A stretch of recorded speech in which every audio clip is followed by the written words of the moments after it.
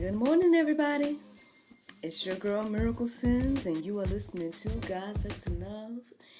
Your daily dose of inspiration, the juice.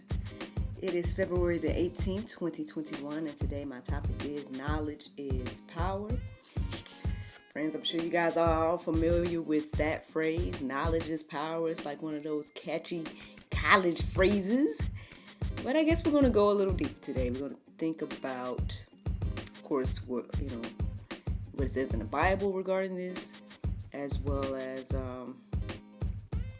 in general, information about knowledge is power. So, just a little Google research helped me to find that the phrase knowledge is power was kind of coined by Thomas Jefferson, apparently.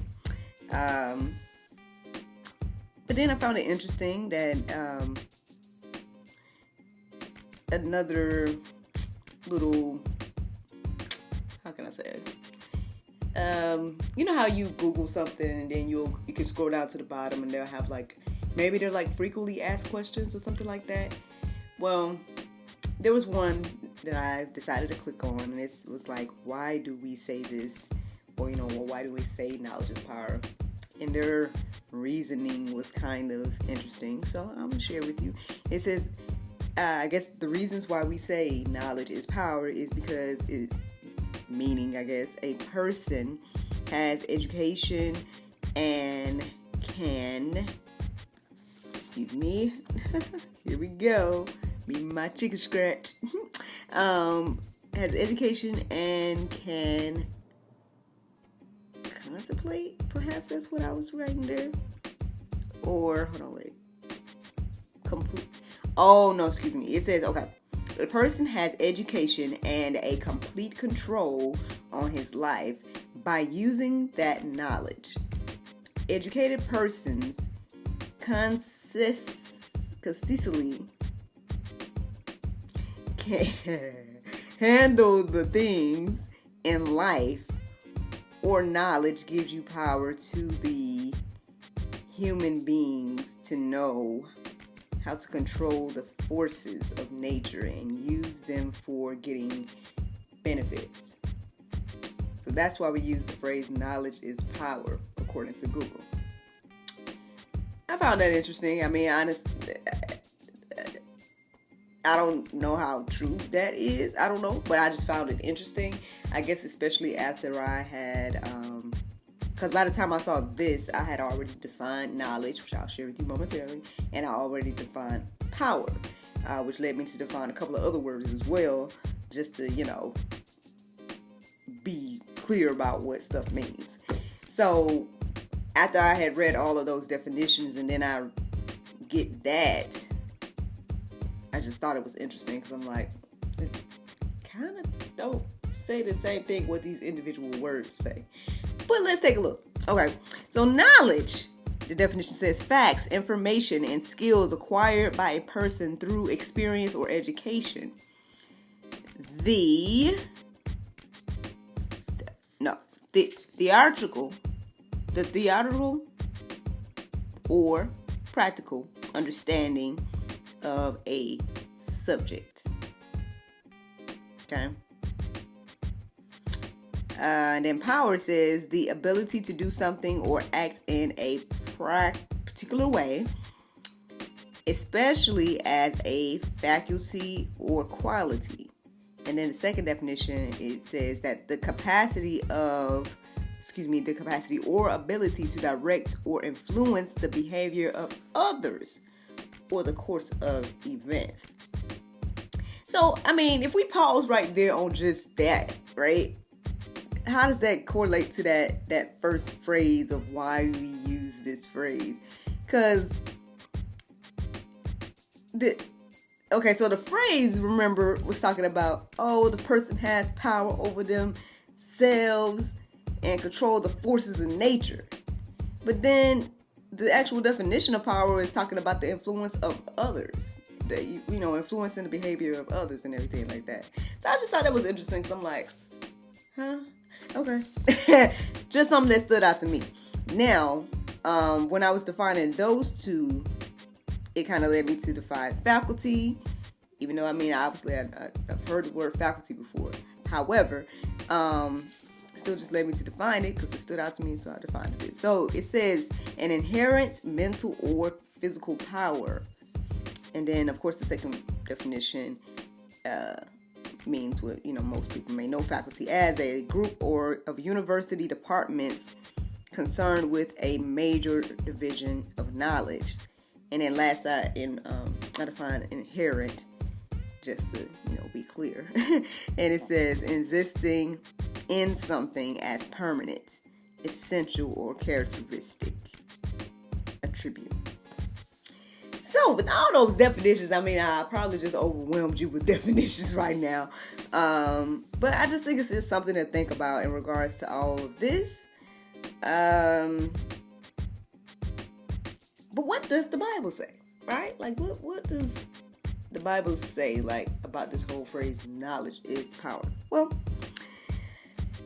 friends, let's see. Proverbs 1:7 says, the fear of the Lord is the beginning of knowledge. Fools despise wisdom and instruction. Now, I mean, I know I've shared this, on the juice before. I mean, it's not the first time hearing that verse. But I mean, I guess, when you look at these definitions and you look at what, I guess, the world deems to be the reasons why we say the phrase knowledge is power and all this stuff, I mean, you don't necessarily see anything about acknowledging God, right? I mean, I guess that nobody should be confused about that. That's nothing new there. But, I mean, just pointing out the fact that, it does not refer to God at all. I mean, perhaps this control the forces of nature in that first phrase. But I'm like, but control what? So, you know what I mean? Like, so, but not in the way that it should be. So, hey, because I don't think we control God at all. So, I mean, I don't know what that means, but I'm just saying what the Bible say. And it say, the beginning of knowledge, or the fear of the Lord is the beginning of knowledge. Now, from what I understand, I know people hear the word fear, X, Y, and Z, you may think of like just being afraid of or something like that. I've also heard fear as reverence, as respect. I did not define fear today for you all. I already done bombarded you with definitions, but what I'm saying is, those are other ways that I've heard fear be used in this context when it comes to God. Like, not necessarily just being afraid of him or anything like that. It's just respecting him in his place, respecting him for who he is. And with that being said, I mean, I know I shared a meme or a just quote or something like that. I shared like this quote earlier, which it is a quote from the Bible, and I'm going to share with you all now. It says, Luke 12:5 says, but I will warn you whom to fear. Fear him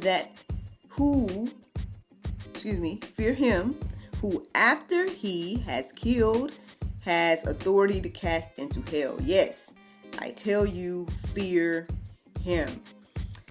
So, yeah, I mean, it's just one of those things that, again, puts into perspective of, I feel like I've said this a billion times, but, I know that one of the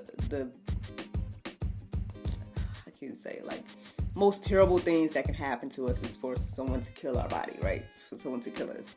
I mean, now I know there's worse things than death, I'm learning that from Allie. But, I guess aside from tortures and all of that, like one of the worst things that we could probably think of happening is being killed or something like that. However, again, this puts into perspective, if you have that knowledge of God, it's like you understand that even just killing the body does not kill the soul. However, God has the power to kill both.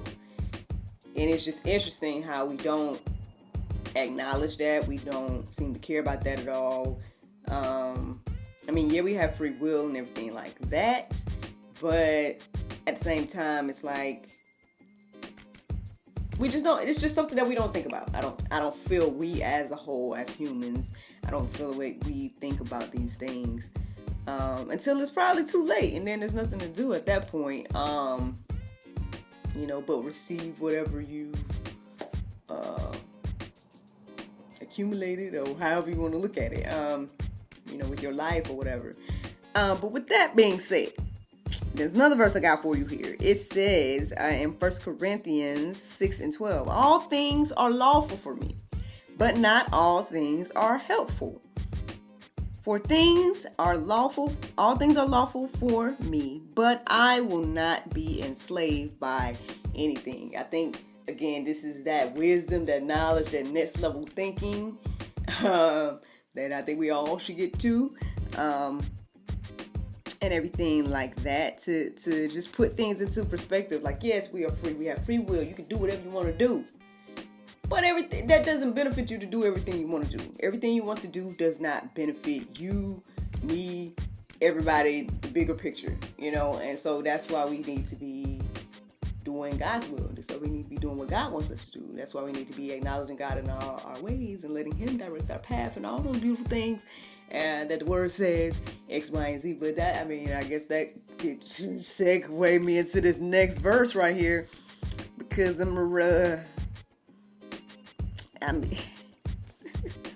Matthew 22:29. Jesus answered and said unto them, ye do err, not knowing the scriptures, nor the power of God. And if you don't know what error means, it just pretty much means be mistaken or incorrect. So if I put that in that sentence, it says ye do be mistaken, or he do be incorrect, not knowing the scriptures, nor the power of God. This is why we don't tend to care, right? This is why we don't tend to, I just say we in general now. I'm not saying that some of us do, but what I'm saying, the majority of us don't. In the way that we live, just put it like that. In the way that we live, it seems to prove that most of us do not acknowledge God and do not seem to respect or fear Him in His position. It's just something to think about.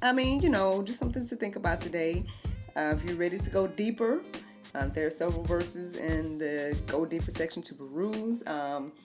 And I kind of ended it up with, there's a whole chapter I added to it as well. Because there was a verse that stood out to me. I was looking up verses, and it was one of those verses that made me want to go and look a little bit more into like what the first above it said and what the verse under it said and stuff like that.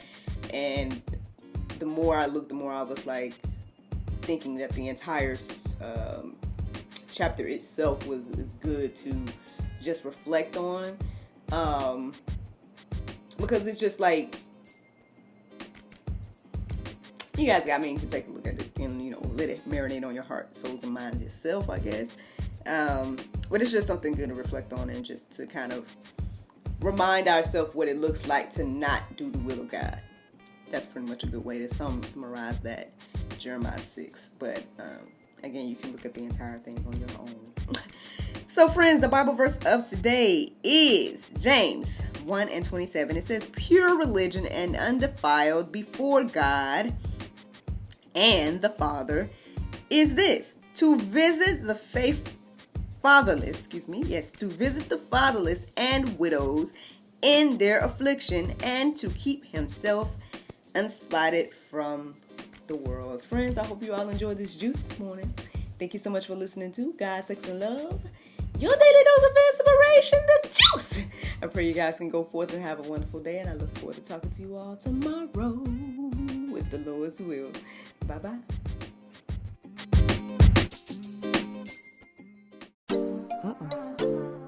There's no time to get my nails done.